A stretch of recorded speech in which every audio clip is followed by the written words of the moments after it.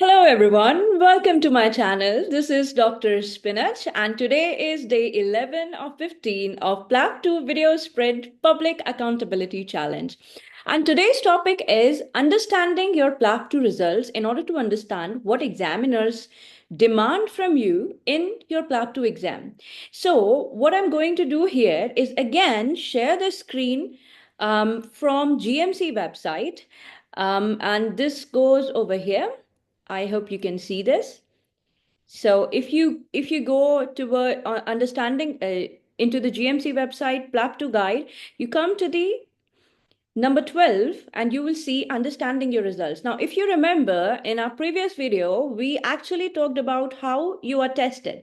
But when you understand what GMC wants from you in your PLAB2 exam and how you are marked in your PLAB2 exam, you will tend to improve in your exam skills. You will tend to, well, focus more on those parts where GMC is marking you, isn't it? So you're tested into three parts.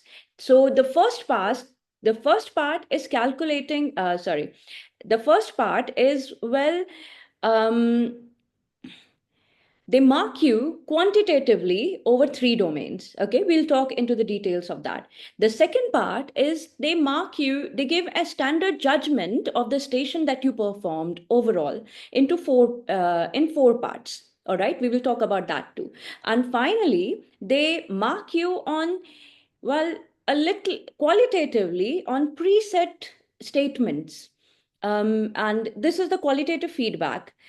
We will be going into that too. So there are three things on which the examiners in the GMC in the PLAB2 exam mark you on. So let's begin with our first one. But before that, let's understand how do they calculate, well, how are you marked in the PLAB2 station, right? I think we can go directly to the quantitative feedback and we will be able to understand that. So well, let's go into the quantitative feedback. So if we go here, so the quantitative feedback entails three domains. That is interpersonal skills, data gathering, technical and assessment skills, and clinical management skills, right? So the maximum mark of each of these domain is 4. And well, you can score a maximum of 12 scores in each domain here. Now, well, the funny thing is from November 2024, they have changed a little bit from before in the exam. And that is before you had to, now if we go back here, let me close this image.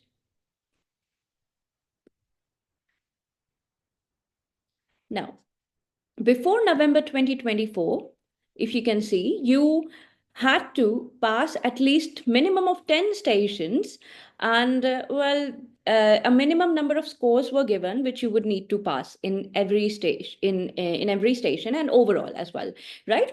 So but now they have removed this overall 10 stations, and well, they just give you an overall pass mark. That means if you see over here, if you go into this um, over here in the quantitative feedback, they they do not tell you how many stations you need to pass. They only tell you the total scores that were needed to pass. Here they have not written your total score in this case, for example, in this example sheet is 100. And let's say pass score needed was 99. Let's just imagine that. And that is why this candidate is passed. So they will only give you the total score. They are not going to give you how many stations were needed to pass this exam. So this total score is actually an aggregation of both that total pass marks from all these three domains, as well as well, the number of stations that were needed to pass. So they calculate this total score according to that, and they will not tell you how many stations were needed to pass. They will just give you a total score and pass score needed.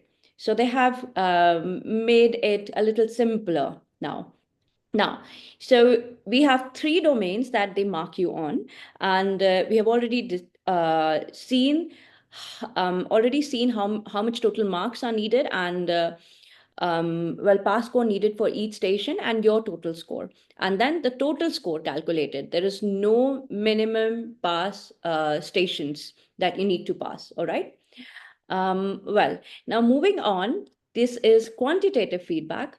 Now, these people, these examiners, they also mark you over, they give you a standard setting judgment of your performance in the station into 4 parts, that is unsatisfactory, borderline, satisfactory, or good.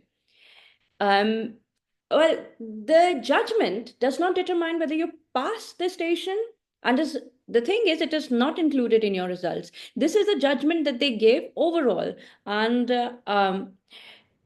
but they will use this overall judgment to calculate the pass mark for each station. All right. So So this is another way that they mark you. So the first one is, data gathering, technical assessment skill, clinical management, interpersonal skills, which all comes under quantitative feedback. The other one is they will make a standard setting judgment out of 4: unsatisfactory, borderline, satisfactory, or good. And they mark, but this is not included in your results, and neither it is shown to you. They only use it in order to understand how they in order to calculate the pass mark needed for each station on that exam day. All right. And finally, if you go down, we have the qualitative feedback. Now, as I said, these are that this is a qualitative feedback that the examiner is going to give you. That means these are 10 preset feedback statements they consider apply most to you.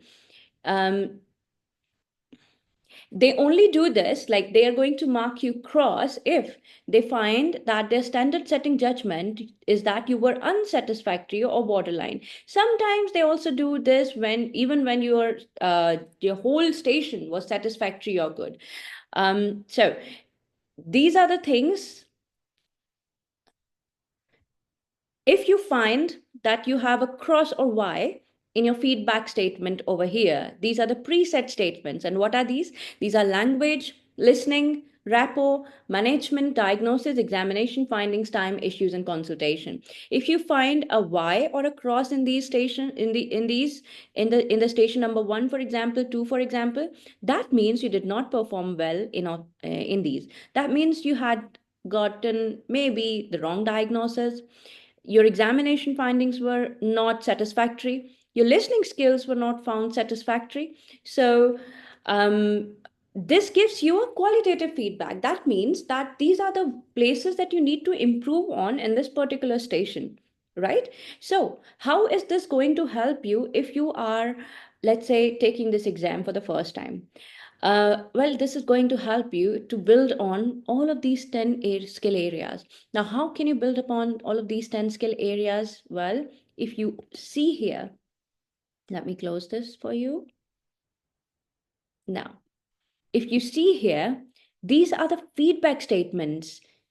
That means they have described these feedback statements very nicely over here. If you go through these feedback statements, you will understand what are the things that the examiners want you from and what are the things that you should not be doing. For example, in rapport, the feedback statement says, does not appear to develop rapport or show sensitivity for the patient's feelings and concerns, including use of stock phrases. So you should not be using stock phrases. You should be more sensitive to the patient. So this gives you information on how you can improve on these 10 things in your PLAB 2 exam. Now, I actually developed a 1 minute short for each of these 2 years back after passing my exam. So with the examples, so what I will do is, in order to make things easier for you, I will be sharing this. I will be sharing this with you in my description section, the links to these shots, so that you can just go through these. And what you should be doing is, after watching this video, go to the description section and you will find the links to these shots. All right. So, watch this shot. Watch this shot, read the consultation part from this GMC website, and watch the shot again.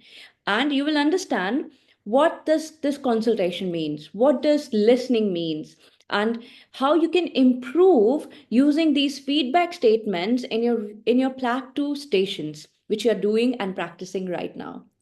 I hope this video made sense to you. I hope that you gained something out of this. If you did, please give it a thumbs up, share it with someone who may want to listen to this, who may want to gather some knowledge from this, and comment what is it that you learned here from this video today. I will also share the link from the GMC website from which I shared this screen out of which.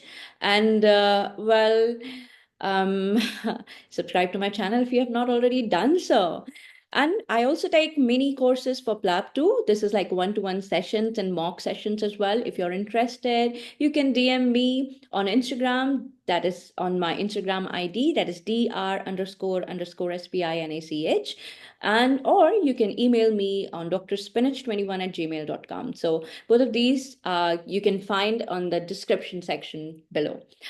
I will see you in my next video, that is tomorrow. Well, we are running very fast now, and I'm very happy about it. So I will see you tomorrow. Till then, Dr. Spinach signing off. All the best with your exams.